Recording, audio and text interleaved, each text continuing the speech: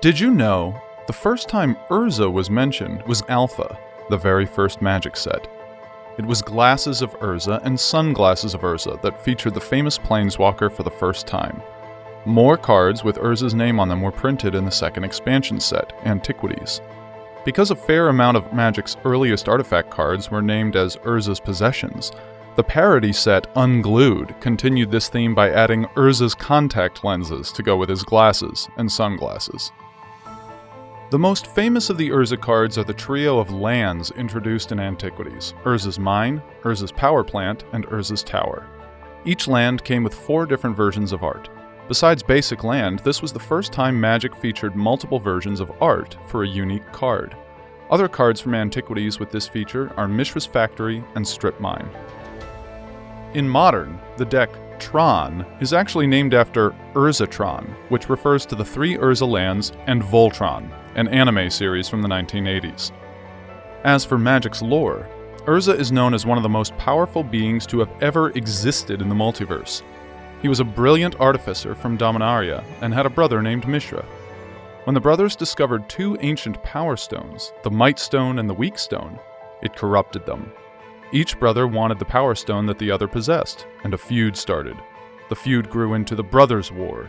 At the end of the Brothers' War, Urza killed Mishra, ascending into a planeswalker, and Dominaria's Ice Age began. Speaking of the Ice Age, it was the first standalone expansion set in the first Magic block. It released in 1995, and its second set, Alliances, released in 1996. The final set, Cold Snap, didn't come until 10 years later. In Magic's story, Urza caused the Ice Age by activating an ancient artifact called the Golgothian Silex. This artifact released a blast that killed millions of lives, devastated an entire continent, and changed the climate of the entire plane. It was never depicted in any official Magic artwork until about 25 years later, when the game released the card Urza's Ruinous Blast.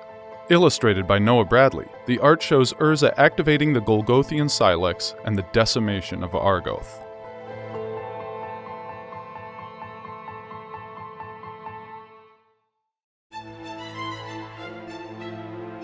The set Exodus featured Urza on the artwork of a Magic card for the very first time. It was the enchantment Mind Over Matter. This card became extremely powerful in Standard, and was banned 1 year after its release. The first time Urza was featured as an actual card was in the 4th Vanguard set. These cards were very much different from normal Magic cards, as they were much larger in size and were played as add-ons, similar to how a general is played in Commander. However, Urza was finally printed as a blue creature in Invasion called Blind Seer. This card depicted Urza in disguise, as he was a mysterious character who appeared alongside Gerard Capuchin and the crew of the skyship Weatherlight during Phyrexia's invasion. Ever since Planeswalker cards were introduced in 2007, many players thought Urza, being one of the most powerful Planeswalkers of all time, would never have his very own Planeswalker card printed. However, Urza did get a Planeswalker card in the 3rd Unset, Unstable, in 2017. With each loyalty activation determined by a random ability at AskUrza.com, a player would receive one of about 20 different effects, all of which were pretty good. Of course, Unstable was a parody set, so Urza Academy Headmaster was more of a joke than an accurate representation. You're probably wondering why the art on Urza Academy Headmaster is only his head. Well, towards the end of the Weatherlight saga, Gerard Capuchin decapitated Urza and grabbed the head with him. He later discovered Urza is still able to communicate with him. Urza told Gerard how to activate the Legacy Weapon to end the Phyrexian invasion. Speaking of the Legacy Weapon, this iconic construct was one of Urza's greatest achievements. For the uninitiated, the Legacy Weapon was a collection of people and artifacts capable of destroying Yawgmoth and the Phyrexians. The story of Urza creating the Legacy Weapon and his plans to stop Yawgmoth's conquest was told in several Magic novels and on the flavor text of cards from a block that was actually named after him. Urza's story would end in his sacrifice and apocalypse, the final set of Invasion block. However, his life source would continue on in the artificial golem he created, Karn. It happened when Gerard joined Urza's 2 Power Stones into Karn's body, activating the Legacy Weapon and creating the first artificial Planeswalker.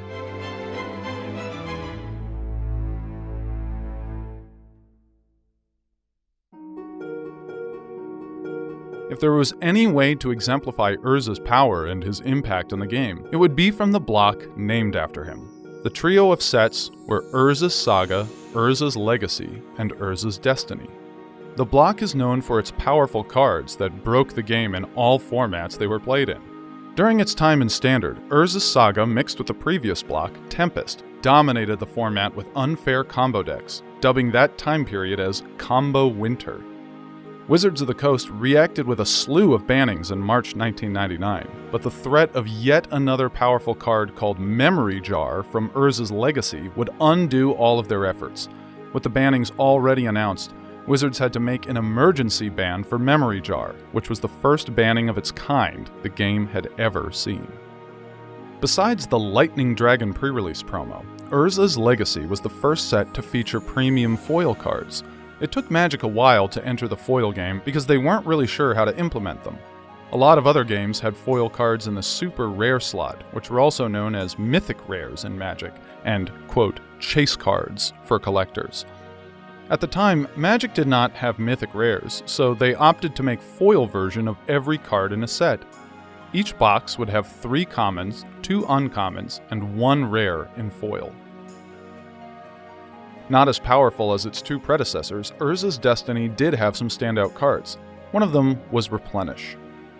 A card that fits the block's enchantment theme, Replenish was a standard all-star in a deck that ran another Urza's Destiny card called Opalescence.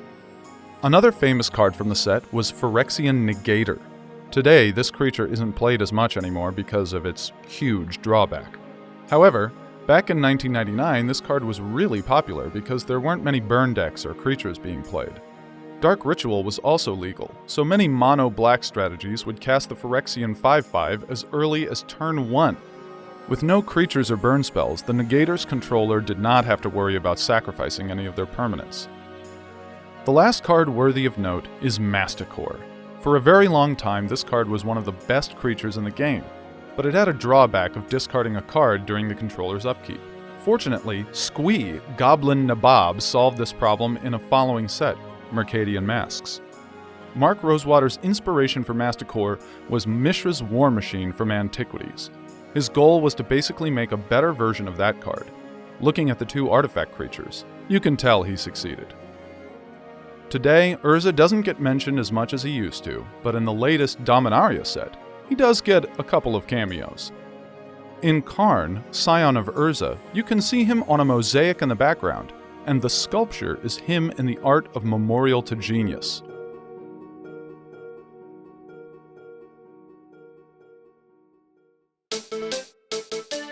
That's all we have on Urza. We hope to tell more about this extraordinary character in a future installment of Did You Know Magic? I'm Nathan Holt, and I've been your narrator for this episode. You can learn more about me by Googling Enter the Battlefield or Walking the Plains. Make sure to like this video and subscribe to the channel. Thanks for watching.